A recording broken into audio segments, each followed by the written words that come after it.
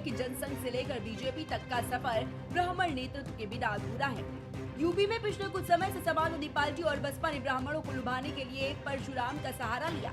BJP ने अटल दीनदयाल मुखर्जी की मूर्तियों के जरिए इस नैरेटिव को बदल दिया। बीजेपी का तर्क है कि जहां विपक्ष सिर्फ प्रतीकों की बात कर रहा है, तो वहीं बीजेपी ने उन नेताओं को सम्मान दिया है जिन्होंने राष्ट्र निर्माण में योगदान दिया।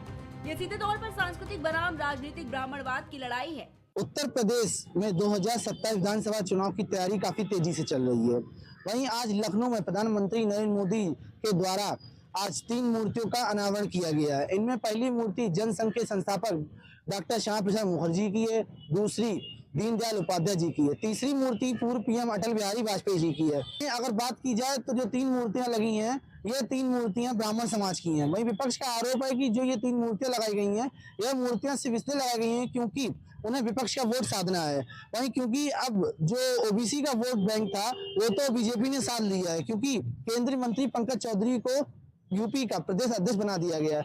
अब जो ब्राह्मणों का वोट है, जो ब्राह्मणों का वोट बैंक है, उसको साधने की बात की जा रही है। इन मूर्तियों के जरिए बीजेपी ने एक मनोवैज्ञानिक संदेश दिया है। इन तीनों की मूर्तियां उपस्थिति ये दर्शाती है कि बीजेपी में ब्राह्मणों का स्थान पोस्टर तक सीमित नहीं है, बल्कि वो शासन और प्रशासन की प्रेरणा है। ये उस नाराजगी को दूर करने की कोशिश है जहां समय समय पर विपक्ष बीजेपी पर ठाकुरवाद का आरोप लगाता रहा है। आज लखनऊ में बीजेपी ने एक बार फिर अपनी राजनीतिक रणनीति का संदेश दे दिया है। अटल बिहारी वाजपेयी, दीनदयाल उपाध्याय और श्यामा प्रसाद मुखर्जी की प्रतिमाएं सिर्फ सम्मान नहीं, बल्कि ब्राह्मण नेतृत्व और पार्टी की विचारधारा का प्रतीक है। यूपी में पिछले समय विपक्ष ब्राह्मण वोट को साधने के लिए परशुराम की राजनीति करता था, लेकिन बीजेपी ने इसे बदलते हुए अपने संस्थापकों के माध्यम से साफ संदेश दिया है कि ब्राह्मण समाज पार्टी के निर्णय और प्रशासन में अहम भूमिका निभाता है।